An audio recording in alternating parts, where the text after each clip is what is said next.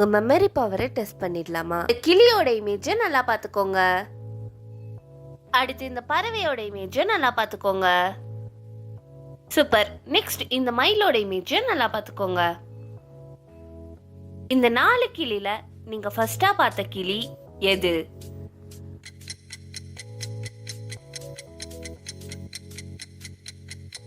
நீங்க சி தான் கரெக்டான ஆன்சர் நினைச்சீங்கன்னா இன்னும் இந்த வீடியோக்கு லைக் கொடுக்கலனா லைக் கொடுத்துக்கோங்க. சி தான் கரெக்டான ஆன்சர். இந்த 4 பறவையில நீங்க ரெண்டாவதா பார்த்த பறவை எது?